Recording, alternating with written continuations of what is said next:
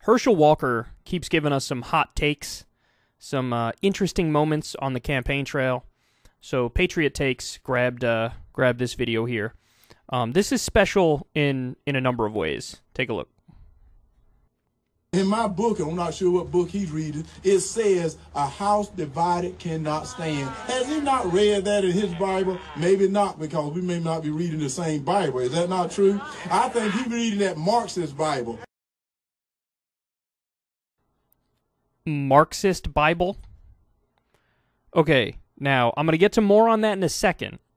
But first, I want to point out the quote he says here and the fact that he attributes it to the Bible. I'm going to play it one more time. Ready? Listen to what he says. In my book, I'm not sure what book he's reading, it says, a house divided cannot stand. Has he not read that in his Bible? Has he not read that in his Bible? That is not a Bible quote, you jackass. That's a quote from an Abraham Lincoln speech. A house divided cannot stand. Okay, when I first heard this, immediately I was like, hold on. A house divided cannot stand is not the Bible. It's not the Bible. That's not the Bible. I was like, maybe I'm wrong. Let me just double check. And I looked it up. Of course, it's not. It's from an Abraham Lincoln speech. So I want you to notice something, because there's a lot here about, honestly, the far right mindset. You could just assert something really confidently and arrogantly, and it could be dead wrong, but like, I don't even think anybody in the crowd noticed that he just said something preposterous. That shit is not from the Bible. All right, one more time. I can't. Notice the confidence, how cocksure he is. In my book, I'm not sure what book he's reading, it says, a house divided cannot stand. Has he not read that in his Bible? Maybe not, because we may not be reading the same Bible. Is that not true? I think he's reading that Marxist Bible. Okay, the other hilarious thing about this is, he says, Warnock is reading the Marxist Bible. Well, Herschel, I got bad news for you.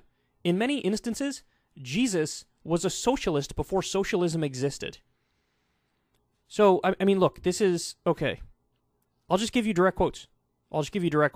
So here's one thing that is very socialist-y in the Bible. I tell you the truth, it is hard for a rich man to enter the kingdom of heaven, and I tell you, it is easier for a camel to go through the eye of a needle than for a rich man to enter the kingdom. That's Matthew 19:23. I got more. There's more socialist quotes. And Jesus went into the temple of God and cast out all them that sold and bought in the temple, and overthrew the tables of the money changers. That's a great term. We have to bring that back. And the seats of them that sold doves, and said unto them, it is written, my house shall be called the house of prayer, but ye have made it a den of thieves. So, in other words, look, back in the biblical times, there was hostility to any semblance of a, like, what we would consider today a financial institution. Anybody who's charging, like, interest rates or exorbitant interest rates, that's viewed as, like, thievery. These people are just money changers. They provide nothing of value. They're sort of like parasites, in a sense. Today we would call that Wall Street. Back then, this is how Jesus referred to them. And we are definitely bringing money changers back. That's such a good word that sort of perfectly encapsulates the uselessness of a lot of the financial institutions. Jesus was not a fan of the money changers, if you couldn't tell by that. Here, I'll give you some more. No one can serve two masters. Either you will hate the one and love the other, or you will be devoted to the one and despite the other. You cannot serve both God and wealth. So again, this is like, just totally destroys this whole branch of Christianity that's now referred to as the prosperity gospel.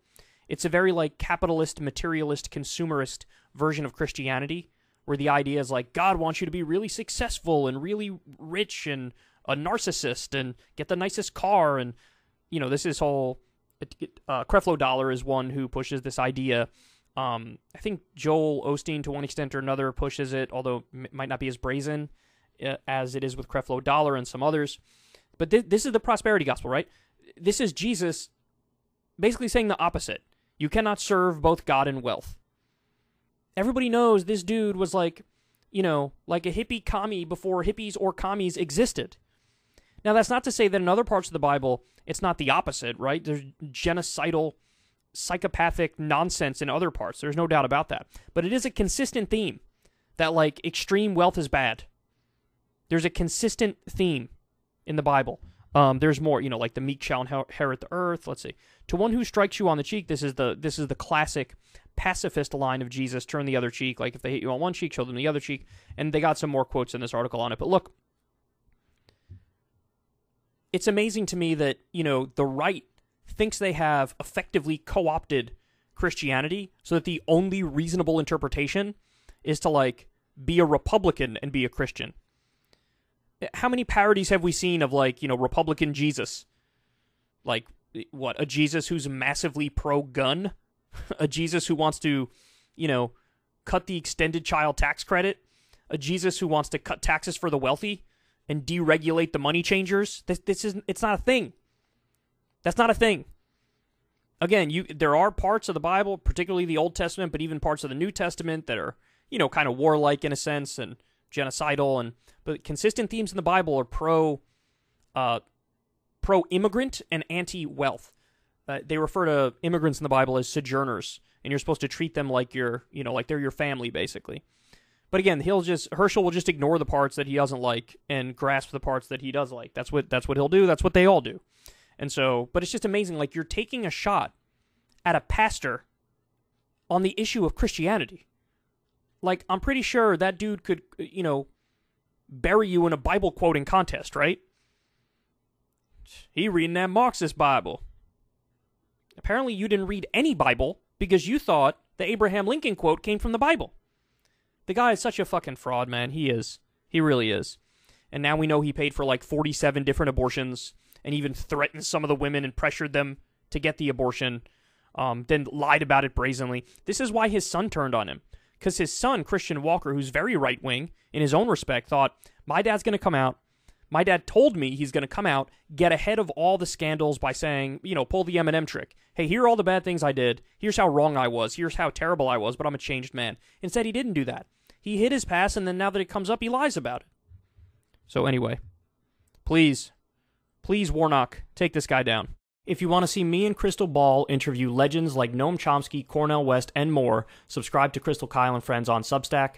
$5 a month gets you the video version a day early. Remember, we take 0 ad dollars for this podcast. Or you can sign up on Substack for free and get the audio version a day later. Link in the video description box below.